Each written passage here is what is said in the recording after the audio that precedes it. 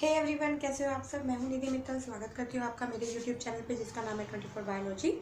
मैं आपको chapter number 2 करवा रही हूँ 11th क्लास का, और इसमें हम किंगडम मोनेरा के बारे में पढ़ रहे हैं। Have a good Monday. अपने दिन की शुरुआत बहुत अच्छे से कर रहा हूँ and have a nice day. ये मैं पहले शुरू हुआ है, चलो ठीक है। हाँ, किंगडम मोनेरा, हमने किंगडम मोनेरा में इनकी न्यूट्रिशन, रेस्पिरेशन, इनका रिप्रोडक्शन वे सब कुछ पढ़ लिया। बेटा इनके शॉर्ट नोट्स बना लेना अपने पास। आप अपने पास नोटबुक पे इसको नोट डाउन कर लेना या फिर किसी एक स्पेसिफिक रजिस्टर पे नोट डाउन कर लेना, but you must prepare this short notes, ठीक है।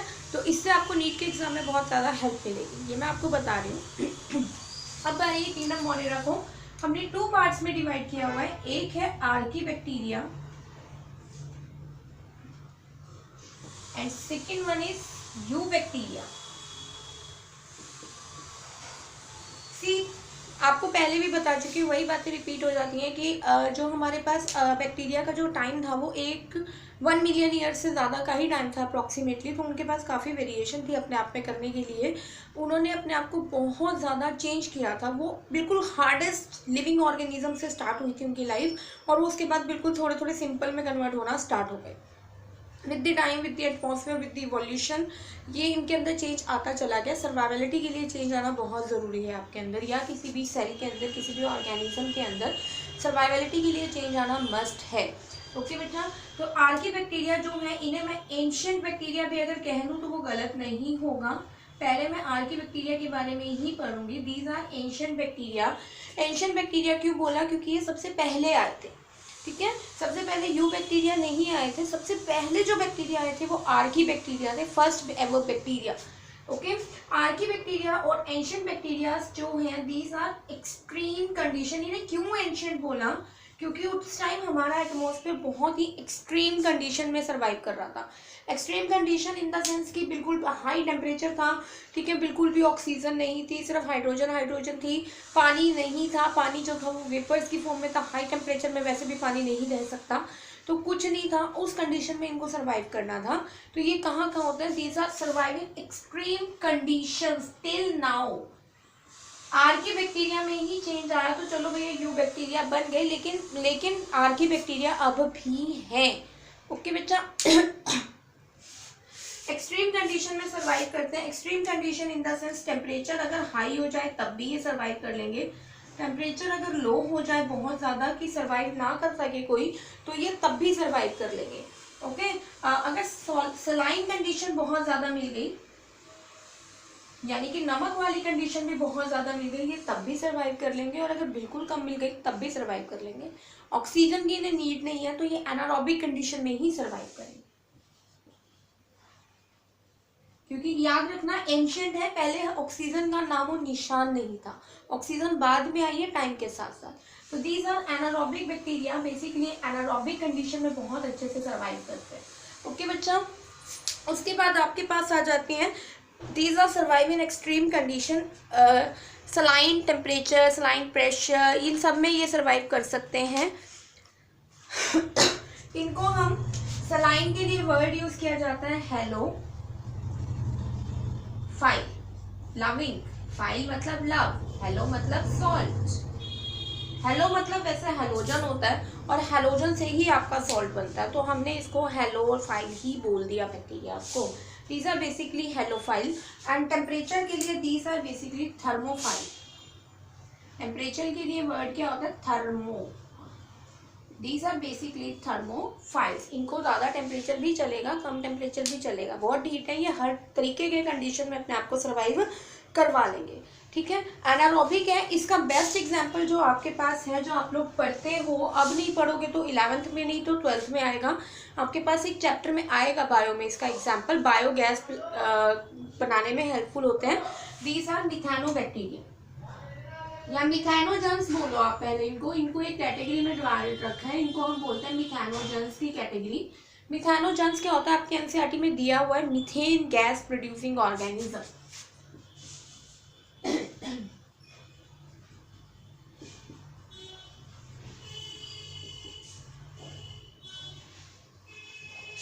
मीथेन गैस प्रोड्यूसिंग ऑर्गेनिज्म, ठीक है जी। ये मेनली क्या करते हैं, जो वो गोबर गैस बनती है ना आपकी, तो गोबर गैस बनाने में बहुत हेल्पफुल रहते हैं आपकी। तो दीज आर बेसिकली मिथेनोजेंस। और इसका जो एग्जांपल है, ये कहाँ रहते हैं, ये जो गाय कैटल्स होते हैं, कैटल्स के स्टमक में रहते हैं ये। ओके, कहाँ रहते हैं methanogens? They survive in stomach of cattles. गाय भैंस इन सब के पेट के अंदर रहते हैं ये।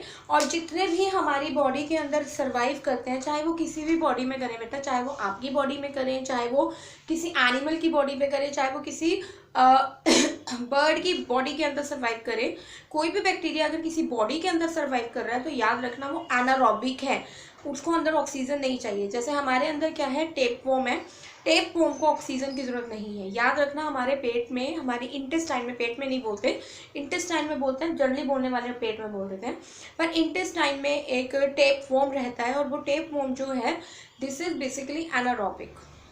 उसे ऑक्सीजन नहीं चाहिए, हमें ही चाहिए ऑक्सीजन, हम तो आसान है। ओके, तो मिथेनोजेंस क्या होते हैं, कैटल के स्टमक में रहते हैं। और मिथेनोजेंस काम कैसा करते हैं वो देखते हैं।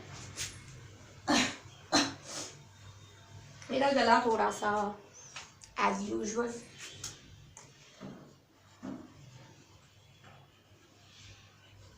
मिथेनोजेंस क्या करते हैं, जो भी फूड है, फूड क्या खाते हैं गाय भैंस, क्या खा रहे हैं, घास ही खा रहे हैं।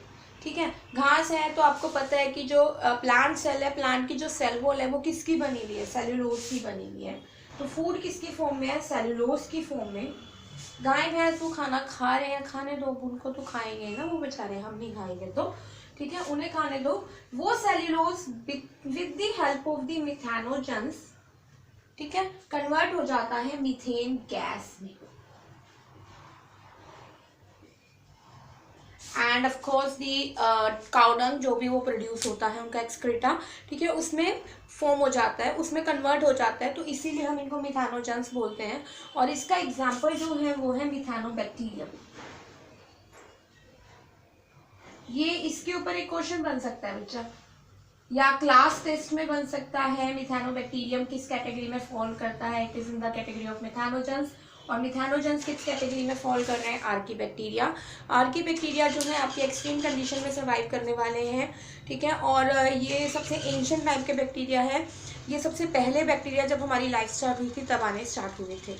ओके उसके बाद अब आपके पास ये चीज़ आ जाती है कि what made them so resistant, मतलब इतने हाई टेम्परेचर पे ये सर्वाइव कर रहे हैं, इतने लो टेम्परेचर पे सर्वाइव कर रहे हैं, इतने नमकीन कंडीशन में ये सर्वाइव कर रहे हैं, तो what make them so resistant कि they are able to survive. आपको कुछ नहीं करना, जहाँ पे आपको ये आ जाए ना कि कोई रेजिस्टेंट है सर्वाइव करने के लिए, किसी में टेम्परेचर के लिए रेजिस्टेंसी है, किसी में खाने के लिए रेजिस्टेंसी है, या कुछ भी है, तो उसका सीधा सीधा आंसर है भैया सिस्ट है इनके पास।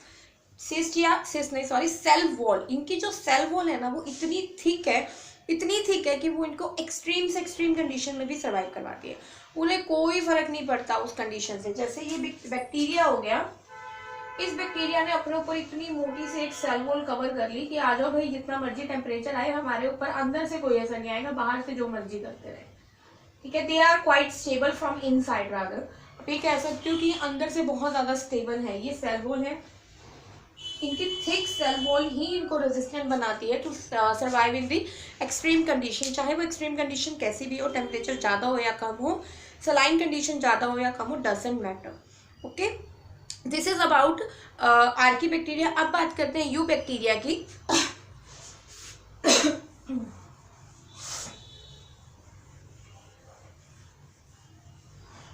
यू बैक्टीरिया, आर्कीबैक्टीरिया को छोड़ के बेटा जी जितने भी हैं वो सारे आपके यू बैक्टीरिया, ठीक है। आर्कीबैक्टीरिया को छोड़ के जो भी कैटेगरी फॉल ऑफ करती है इन द किंगडम मोनेरा, वो सबकी सब आपकी क्या है, यू बैक्टीरिया।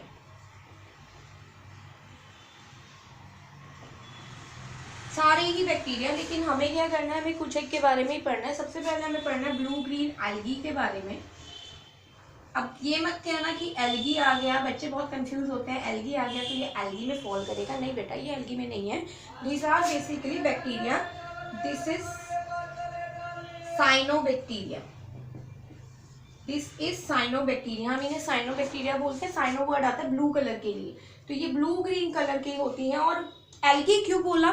क्योंकि ये फोटोसिंथेसिस परफॉर्म करते हैं। These are basically the bacteria that can perform photosynthesis, they are photosynthetic. Very important point इनके लिए कि ये फोटोसिंथेटिक है, ठीक है। These are unicellular, no doubt सारे बैक्टीरिया आपके पास यूनिसेलुलर है, क्योंकि किंगडम मोनेरा ही यूनिसेलुलर किंगडम है, ठीक है। These are unicellular, main point is photosynthetic, that's why इन्हें एल्गी बोला गया है, ठीक है। और ब्लू ग्रीन कलर की अपीयरेंस होती है इसलिए। दे आर टेरेस्ट्रियल, यानी कि ये लैंड पे भी रहते हैं लेकिन ये वाटर में भी रहते हैं। मेनली ये पानी के अंदर मिलेंगे, लैंड पे कम मिलेंगे, क्योंकि उस टाइम पे थोड़ा थोड़ा कंडीशन आर के बैक्टीरिया से ठीक होनी स्टार्ट हो गई थी, तो ये यू बैक्टीरिया सर्वाइवलिटी में आ गए थे, ठीक है। टेरेस्ट्रियल भी है पर ज़्यादातर एक्वेटिक है, क्योंकि ये पानी में ही रहेंगे, ठीक है। यूनिसेलुलर है, उसके बाद फिलामेंटस फॉर्म में भी एग्जिस्ट कर सकते हैं। फिलामेंटस का मतलब फिलामेंट की शेप का, लाइक दिस, ऐसे देखने में ये ऐसे लगता है, बीच में चाहे जितने भी टुकड़े हो पर वैसे फिलामेंट जैसा सा ही लगता है। तो this is what about eubacteria, और what about me, this is what about blue green algae, just general सा डिस्कशन दिया। अब मैं आपको इसमें और एग्जांपल्स के साथ बताना पसंद करूंगी, ठीक है। इसमें सबसे पहला जो ब्लू ग्रीन एल्गी का एग्जांपल है वो है नोस्टॉक। ब्लू ग्रीन एल्गी के एग्जांपल्स हैं नोस्टॉक, एनाबीना एंड ऑसिलेटोरिया वगैरह, ठीक है। Nostoc, anabaena, Oscillatoria, they all are blue green algae. I write it as BGA, आप भी इसे BGA की फॉर्म में लिख सकते हो, ठीक है। गलत नहीं जाएगा, सही है, पर फुल फॉर्म लिखना ज़्यादा अच्छा रहेगा, तुम्हें याद भी रहेगा। नोस्टॉक, एनाबीना एंड ऑसिलेटोरिया, बेटा जी मैंने आपको एक वीडियो में करवाया था, जब मैं इंट्रोडक्टरी वीडियो करवा रही थी, कि दीज आर सेल्फ सफिशिएंट, सारे के सारे सेल्फ सफिशिएंट है, इन्हें किसी और की जरूरत नहीं है। दे आर क्वाइट इंडिपेंडेंट, ये बिल्कुल अपना अपने काम अपने लायक गुजारा बड़े आराम से करते हैं, इन्हें किसी की ज़्यादा ज़रूरत नहीं है, ठीक है। कैसे करते हैं? एक तो भाई फोटोसिंथेसिस है, क्या चाहिए जीने के लिए? खाना ही चाहिए, तो वो इनको मिलता है, ये खुद बना लेते हैं। मिलता क्या है? ये खुद ही बना लेते हैं, इनके पास है इतनी कैपेसिटी। इनके पास फोटोसिंथेटिक पिगमेंट है। फोटोसिंथेटिक पिगमेंट कौन सा होता है आपके पास? कौन सा होता है photosynthetic pigment? It's chlorophyll. Chlorophyll is photosynthetic. Chlorophyll जो होता है ये 5 टाइप का अलग अलग होता है, chlorophyll A B C D and E। आपको मतलब है इसमें ब्लू ग्रीन एल्गी में कौन सा क्लोरोफिल मिलेगा? क्लोरोफिल A मिलेगा, simple. CHL is a short form of chlorophyll, you can use it now, ठीक है। फोटोसिंथेटिक है, चलो अपना खाना खुद बना लिया। दूसरा चाहिए कि हम नाइट्रोजन चाहिए। अब कहोगे नाइट्रोजन क्यों चाहिए? देखो नाइट्रोजन चाहिए क्योंकि प्रोटीन का इंपॉर्टेंट कंपोनेंट है। प्रोटीन की सबसे छोटी यूनिट अमाइनो एसिड है, वो हम पढ़ेंगे आगे भी, ठीक है। और हो सकता है किसी को पता भी हो, प्रोटीन की सबसे छोटी यूनिट अमाइनो एसिड है, और उस अमाइनो एसिड की फॉर्मेशन के लिए नाइट्रोजन का होना बहुत ज़रूरी है। दैट मीन्स हमारी बॉडी में हर हार्मोन में, हर एंजाइम में, हर DNA में, हर RNA में नाइट्रोजन है ही है। तो अब देख लो नाइट्रोजन क्यों ज़रूरी है। सबकी बॉडी के अंदर यही काम है, DNA का कंपोनेंट भी नाइट्रोजन एक है। तो नाइट्रोजन एटमॉस्फेयर में जो मिलता है वो N2 की फॉर्म में मिलता है। बड़ा ही ढीठ है यार, नाइट्रोजन जो है वो बहुत ढीठ है, कहने को 78% है, लेकिन फिक्स नहीं होता है, ये हम यूज़ नहीं कर सकते, इतना इनर्ट है, ये किसी को भाव भी नहीं देता, ये खुद में खुश है, मेरे पास कोई मत लाओ, मैं खुश हूँ ऐसे, ठीक है। तो हम सब नाइट्रोजन को ढूंढने के लिए पड़े रहते हैं, लेकिन हम सब नाइट्रोजन को ऐसा यूज़ नहीं कर सकते। तो हमारी मदद कौन करेंगे? ये प्यारे प्यारे छोटे से क्रिएचर, ये हमारी मदद करेंगे नाइट्रोजन को फिक्स करने के लिए, ठीक है। लेकिन नोस्टॉक, एनाबीना और ऑसिलेटोरिया के पास मैजिक है, इनके जो सेल हैं उन सेल्स में ही एक स्पेशल टाइप का सेल है जो इनकी नाइट्रोजन फिक्सेशन में हेल्प करता है, ठीक है। बेसिकली ये सारे के सारे फिलामेंट की फॉर्म है, लाइक दिस। सपोज मैंने ऐसे बना दिया कुछ, यहाँ पे ये फोटोसिंथेटिक है, यहाँ पे CO2 आ रही है, ऑक्सीजन जा रही है, फोटोसिंथेसिस हो रहा है, फूड बन रहा है, ठीक है। ये बेसिकली क्या है? फोटोसिंथेटिक हो गए दोनों के दोनों, तीनों ही ले लो, ठीक है। लेकिन एक सेल जो है ये स्पेशल डिमांड में आ गया, ये थोड़ा लीग से हट गया। अगर आप एक ट्रेंड से हट के कुछ काम करो ना तो वो बहुत अच्छा लगता है, ठीक है, आपको भी और लोगों को भी। थोड़ी आपकी अपोजिशन ज़रूर होती है, मतलब मैं फिर से मोटिवेशन नहीं होती, एक अभी लगा, ठीक है। तो इसमें कुछ अलग ही टाइप के सेल्स मिलेंगे आपको, जिनकी सेल वॉल जो होगी बहुत ज़्यादा थिक होती है। Cell wall is extremely thick, बहुत थिक है, ठीक है।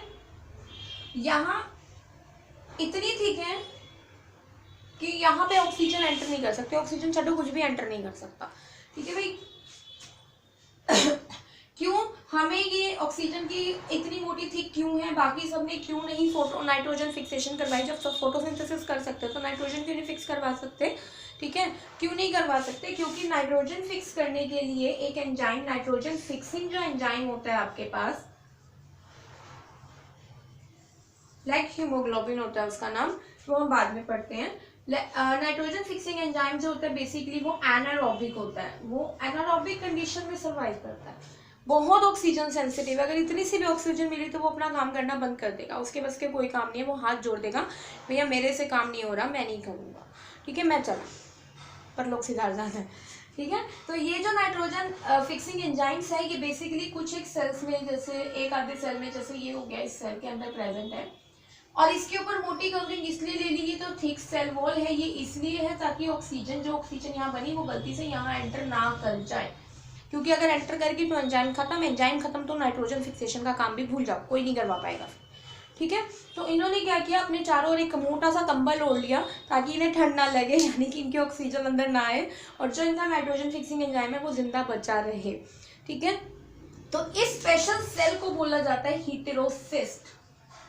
इसके ऊपर एक क्वेश्चन आने के 99.9% चांस होते हैं, नीट में भी इसके ऊपर बहुत क्वेश्चन बनते हैं कि हीटेरोसिस्ट किस में प्रेजेंट होता है, हीटेरोसिस्ट का फंक्शन क्या है, कुछ भी करके, ठीक है। आप देखना आपकी एनसीईआरटी में एक डायग्राम बना हुआ है, उसमें भी हीटेरोसिस्ट दिया हुआ है।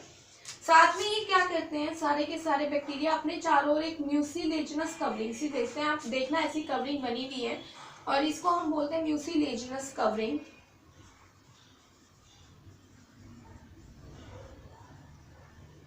म्यूसिलेजिनस कवरिंग बेसिकली हेल्प करती है अटैचमेंट में विद अदर सेल, दूसरे साथ वाले सेल के साथ अटैचमेंट में इनकी बहुत हेल्प करती है म्यूसिलेजिनस कवरिंग, ठीक है बच्चा लोग। इसके बाद बारी आ जाती है आपके पास माइकोप्लाज्म की। आज मैं वीडियो पॉज नहीं कर रही, आने दो जिसको आना, कबाड़ी वाला है, सब्जी वाला है, जो मर्जी है, मैं जिस मर्जी टाइम बनाऊंगी उसी टाइम आ जाते हैं, सुबह बनाऊँ सुबह आते हैं, शाम को बनाऊँ शाम को आते हैं, और रात को तो मैं बना नहीं सकती, अब रात को ही बनाना पड़ेगा लगता है। Mycoplasm, mycoplasms are bacteria without cell wall. ये बेचारे ने एक, इनके पास कवरिंग थी, उस कवरिंग का दाह संस्कार हो गया इनका, उस कवरिंग को इन्होंने छोड़ दिया। बैक्टीरिया ने क्या किया, अपने अंदर चेंज ला रहे थे, शॉक चढ़ा था, वो कंबल ओढ़ रखा था प्रोटेक्शन के लिए, वो भी उतार दिया, ठीक है। ये बेचारा बहुत खुश था कि इसके ऊपर इतनी मोटी सी कवरिंग थी जिसे सेल वॉल बोला। इनमें से एक आधे को चढ़ी मस्ती, ठंड में उतार दिया अपने ऊपर से कंबल, हो गया दुखी, कवरिंग उतार दी, सेल वॉल उतार दी, दुखी हो गया, ठंड लग रही है ना, तो क्या करेगा, ठीक है। फिर ये अभी जाएगा क्या, अब ये परेशान होकर दूसरों को परेशान करेगा, जो खुद परेशान है वो दूसरों को परेशान पक्का पक्का करते हैं, ये अब दूसरों को परेशान करने जाएगा, और ये क्या काम करेगा, ये दूसरों के बॉडी के अंदर चला जाएगा। ठंड लग रही है, मैं दुखी हूं तो सब दुखी है, मैं खुश हूं तो सब खुश है, ठीक है। ये क्या करेगा, बॉडी के अंदर जाएगा सबकी, और डिसीज कॉज करनी शुरू कर देगा, यानी कि mainly they are disease causing. Mycoplasm disease causing है। आपने सबसे स्मॉलेस्ट सेल का नाम पढ़ा होगा, और वो है पीपीएलओ, वो भी माइकोप्लाज्म में ही आता है, ठीक है। पीपीएलओ, इसकी फुल फॉर्म है प्लूरा निमोनी लाइक ऑर्गेनिज्म। बच्चा लोग, जितनी भी रेस्पिरेटरी डिसीजेज हैं, जितनी भी रेस्पिरेटरी सिंड्रोम है, उन सबका 1/5 कंट्रीब्यूशन इन महाशय है। ये महाशय जो है माइकोप्लाज्म, ये जाके सीधा अटैक, देखो पीपीएलओ, प्लूरा, प्लूरा जो होती है वो लंग्स की मेम्ब्रेन होती है, सीधा क्या करते हैं, लंग्स पे जाके अटैक करेंगे, और किसी को भी रेस्पिरेटरी सिंड्रोम कॉज कर सकते हैं। Any type of respiratory syndrome, उसकी शुरुआत ये 1/5 की शुरुआत ये महाशय करते हैं, ये खुद दुखी है, इससे सबको दुखी कर रहे हैं, ठीक है। ये मेनली डिसीज कॉज करते हैं, और माइकोप्लाज्म जो है ये सबसे स्मॉलेस्ट सेल है, ये भी याद रखना, सेल वॉल नहीं है तो ये सबसे स्मॉलेस्ट सेल बन गए, छुटके से सेल है ये सबसे, इनका साइज जो है 0.01 माइक्रोमीटर के अराउंड है। इसके ऊपर क्वेश्चन 99.99%, हेटेरोसिस में 99% क्वेश्चन बन रहा है, लेकिन इसके ऊपर 99.99% क्वेश्चन आने के पूरे चांसेस है। ठीक है, सबसे स्मॉलेस्ट सेल हो गया, या बैक्टीरिया जिसकी सेल वॉल नहीं है, या ऐसा कोई बैक्टीरिया है जिसकी सेल वॉल, जिस माइकोप्लाज्म का मेन करेक्टर क्या है भैया, सेल वॉल ही नहीं है। ठीक है, सब कुछ है, बाकी बस एक सेल वॉल नहीं है। ठीक है, with this your Monera kingdom is over. अब हम नेक्स्ट वीडियो में स्टार्ट करेंगे अपना प्रोटिस्टा किंगडम। आई होप आपको मेरी वीडियो पसंद आई है। अगर पसंद आई है तो प्लीज़ प्लीज़ प्लीज़ भैया प्लीज़ प्यारे बच्चों लाइक करो, शेयर करो और सब्सक्राइब भी करो। Stay tuned and all the best.